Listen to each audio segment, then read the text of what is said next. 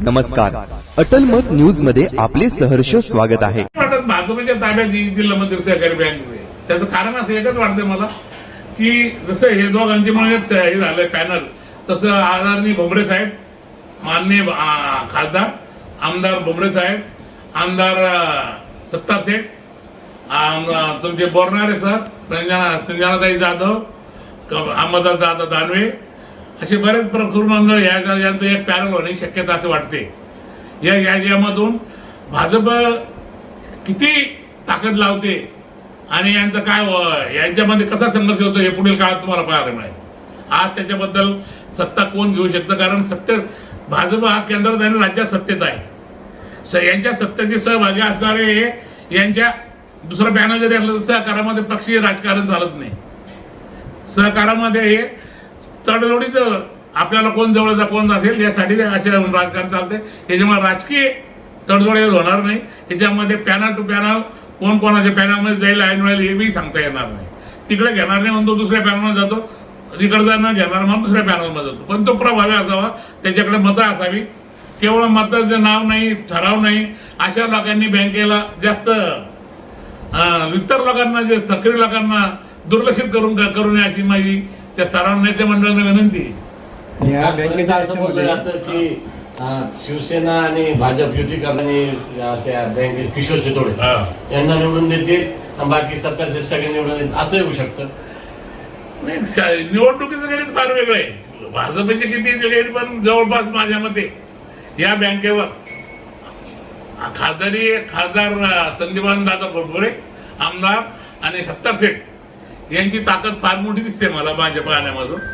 आणि जवळपास यांचाच पॅनल आज त्यांचे 2 कॅन्डिडेट निवडून आलेले, पक्ष म्हणून नाही पण त्यांची आघाडी म्हणून त्यांच्या जी आघाडी आहेत सहकार बँकेच्या, तर विलास बापू भुमरे हे बिनवर निवडून आले.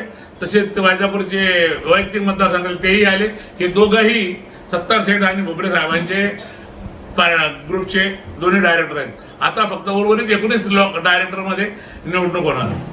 आर्थिक घोडेबाजारी चालेल सर, आर्थिक घोडेबाजारी फार चालेल.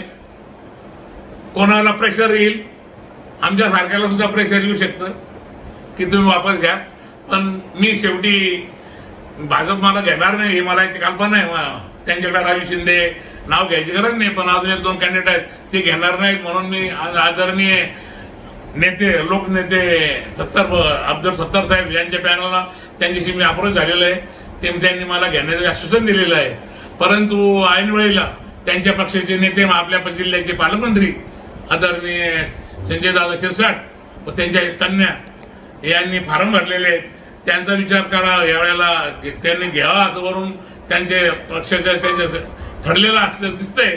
म्हणून मला सत्तार सेठ म्हणाले यावेळेला त्यांनी जर घेतलं तर तुम्ही डावलू शकता, तर काही काळजी करू नका, मी तुमच्या पाठीशी असा शब्द दिलाय. हे ऐन वेळेला काय होईल हे वेळच ठरवेल. धन्यवाद. तुम्ही काँग्रेस पक्षाचे जुने पदाधिकारी आहेत, ज्येष्ठ नेते आहेत, एकनिष्ठ नेते आहेत, बराच पक्षाचे लोक तुम्हाला ओळखतात. सहकार क्षेत्रामध्ये पण तुम्ही भरारी घेतलेली आहे. ह्या 15 दिवसापूर्वी तुम्ही जिल्हा मध्यवर्ती बँकेच्या संचालक पदासाठी संचालक म्हणून मागासवर्गीय गटातून उमेदवारी अर्ज भरला गेला होता. पण काही कारणास्तव म्हणा तर तुमचा बाद ठरवला गेला. नंतर तुम्ही त्या अर्जाची पूर्तता केल्यावर तुमचा वैध ठरवला.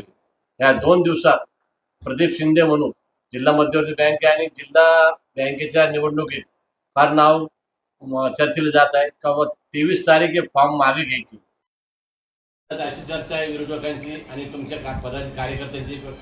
शिंदे साहेब हे शेवटच्या क्षणाला फॉर्म मागे घेतील, याबद्दल तुमचं काय म्हणणं आहे?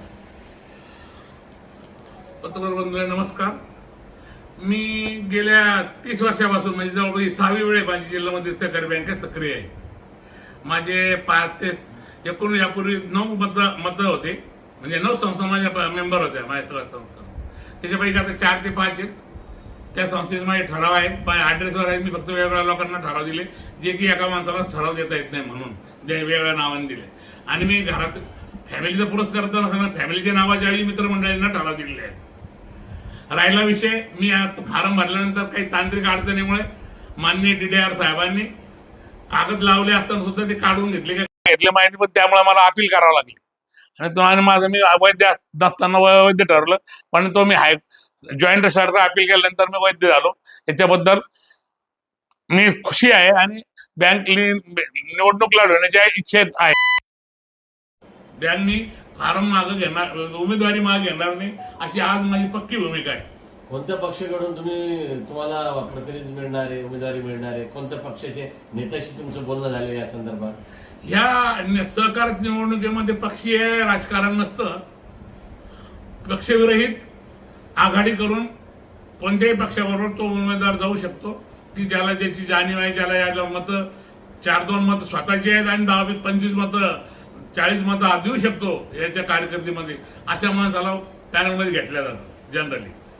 पण दुर्दैवानं ह्या वर्षी जिल्हा मधील सहकारी बँकेच्या काय या निवडणुकीत काय म्हणून रहस्य निर्माण झालं माहीत नाही, पण इतकी यावेळेला फॉर्म भरले गेले की किमान 350 जवळपास फॉर्म भरले गेले सुरुवातीला. काही ते सुरुवातीला कटले, काही दुसऱ्यांदा कटले, असे धरून आता जवळपास 200 जवळपास काहीतरी फॉर्म आहे. परंतु ह्या चुरशेला भाजप सरकारनं जास्त हे महत्व दिल्यामुळं या इलेक्शनमध्ये, या बँकेच्या इलेक्शनमध्ये महत्व वाढलेलं आहे. भाजपने याच्यात हस्तक्षेप घेतला. भाजपने बँक ताब्यात घेण्यासाठी हा विषय लक्षात घेतल्यामुळं ती याच्या ह्या निवडणुकीमध्ये एकदम चुरस वाढलेली आहे. अशी चर्चा आहे का तुम्हाला भाजपचे मातब्बर नेते मंत्री अतुल सावे साहेबांचा फोन आला होता, दुसरे माजी मंत्री शिवसेनेचे मातब्बर नेते सत्तार शेठचा फोन आला होता, नेमकं तुम्ही काय भूमिका घेणार आहे?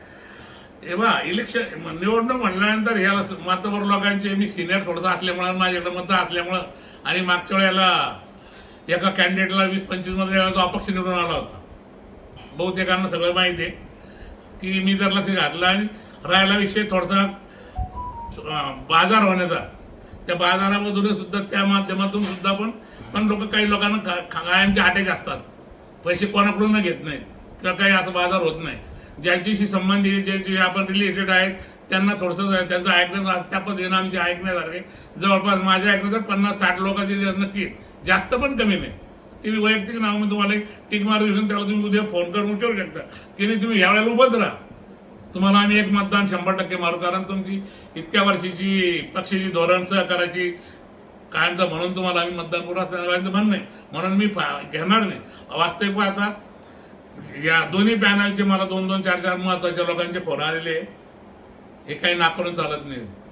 देशामध्ये आतापर्यंत सहकार खातं हे सबऑर्डिनेट खातं म्हणून होतं. हो. आता सध्या केंद्रीय गृहराज्यमंत्री जे आहेत अमित शहा या खात्याचे कॅबिनेट मंत्री आहेत. हो. आणि त्यांनी स्वतंत्र खातं, सहकार खातं तयार केलेलं आहे. हो. याच्यामागचा त्यांचा काय उद्देश आहे?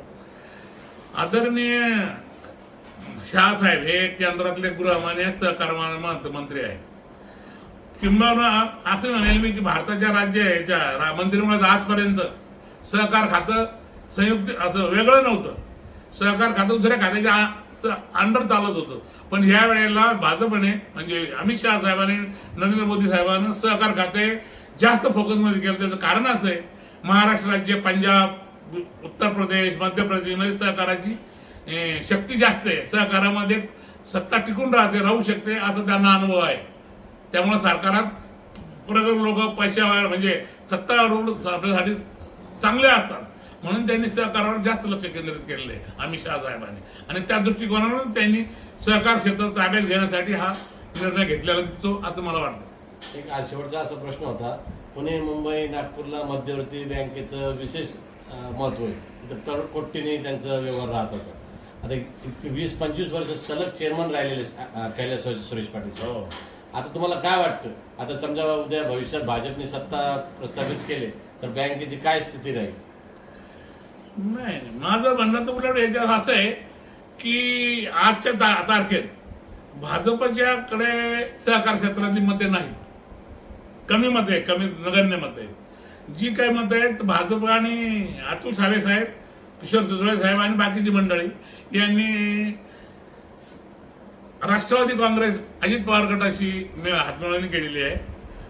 आदरणीय आमचे श्रेष्ठ अण्णा नितीन पाटील साहेब, माजी आमदार, यांची त्यांची युती झालेली आहे. तेही माझे स्नेह आहेत, त्यांच्याबरोबर मी काम केलेलं आहे गेली 20-25 वर्षे. आज आदरणीय कैलासवासी सुरेश पाटलाबरोबरही मी आजपर्यंत जवळून काम केलेलं आहे. त्यांच्याजवळ राहून त्यांच्यामुळेच मी सहकारी बँकेच्या मेंबर झालो 25-30 वर्षापूर्वी. ती केवळ फक्त आदरणीय कैलासवासी सुरेश पाटील साहेबांमुळं. आणि आदरणीय नितीन पाटील यांची माझी मित्रच असल्यामुळं त्यांच्याही त्यावेळेला मागच्या काळात भरपूर सहवास लाभलेला आहे मला सहकारात. धन्यवाद. भाजपानं जर हे बँक जर ताब्यात घेतली, तुम्ही विचारा, विचारा चांगला विचार. कसे विचार, काय अडचण नाही, आपण काय नवीन नाही.